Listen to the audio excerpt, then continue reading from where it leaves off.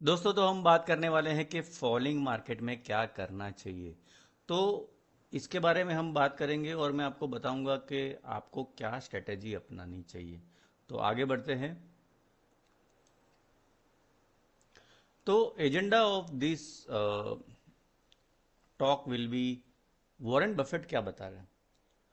पिछले कई beer market की साइकिल में हमने क्या सीखा है, हमें आगे क्या करना चाहिए, ये तीन चीजों के बारे में हम बात करने वाले हैं। तो सबसे पहले वॉरेन बफेट जी बता रहे हैं कि stock market is a device that transfer money from the impatient to the patient. यानी जो भी बंदे ज़्यादातर वो पेशेंट नहीं है, उनसे पैसे ट्रांसफ़र होके जो बहुत ही ज़्यादा पेशेंट है उनके तरफ चले जाते हैं।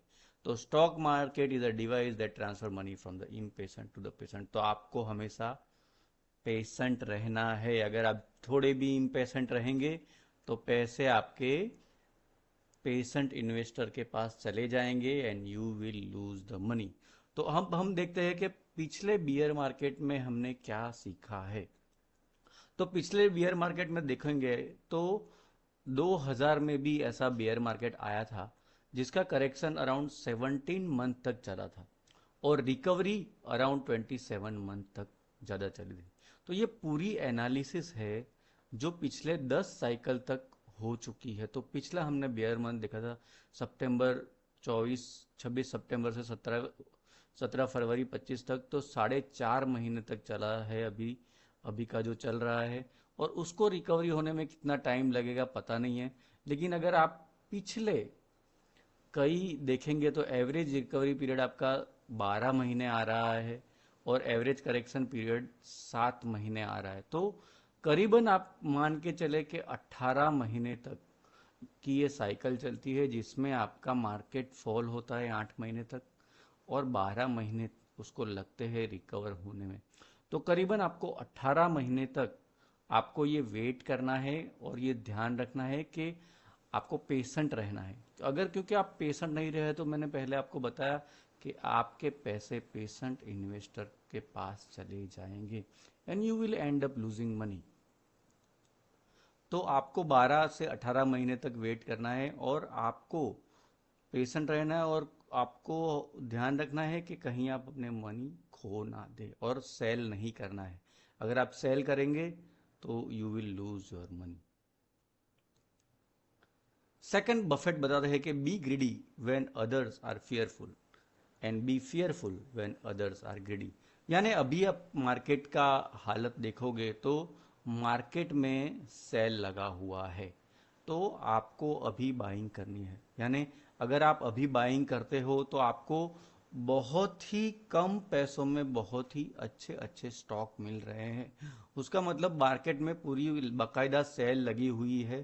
तो ये सेल को आपको कवर करना है और सेल को आपको उसका एडवांटेज लेना है। क्योंकि अगर आप अभी छोटे छोटे यानी छोटे छोटे अमाउंट डालते जाएंगे और आपका इन्वेस्टमेंट बढ़ाते जाएंगे तो आपको बहुत फ़ायदा होगा और अभी आप ये छोटे अमाउंट डाल के ज़्यादा प्रॉफिट बना सकते हो। तो आपको क्या करना है, आपको ये ध्यान रखना है कि अभी आप कोई भी बॉटम या टॉप को प्रेडिक्ट नहीं कर पाएंगे। तो अगर आपके पास 1 लाख रुपए है तो आपको स्टैगर्ड मैनर में बाय करना है। यानी आपको 1 लाख रुपए का 25 से 30% आपको मार्केट में डालना है and wait for the market to correct itself. यानी और अगर फॉल होता है तो आप अगेन 25 से 30% का फिर से बाइंग कर सकते हो और फिर से अगर थोड़ा करेक्शन आता है तो और 20 से 30% का बाइंग कर सकते हो। तो ऐसे आपको स्टैगर्ड मैनर में बाय करते जाना है। जो भी स्क्रिप्ट आपने पसंद करी है या जो भी म्यूचुअल फंड आपने पसंद किया है तो आपको ऐसे स्टैगर्ड मैनर में अभी आप बाय करोगे तो आपको बहुत ही कम दामों में आपको शेयर्स मिलेंगे या म्यूचुअल फंड के यूनिट्स एलोकेट होंगे। तो उसका आप फायदा ले सकते हो। तो ये स्ट्रेटेजी आपको अपनानी चाहिए क्योंकि मार्केट अभी बहुत ही सारा करेक्शन मोड में है। तो अभी यानी 6-8 महीने हो गए, अभी और भी कितना करेक्शन होगा हम बता नहीं सकते क्योंकि no one can predict the market. क्योंकि आपको कभी भी ऐसा नहीं पता चलेगा कि बॉटम कहाँ है और टॉप कहाँ है।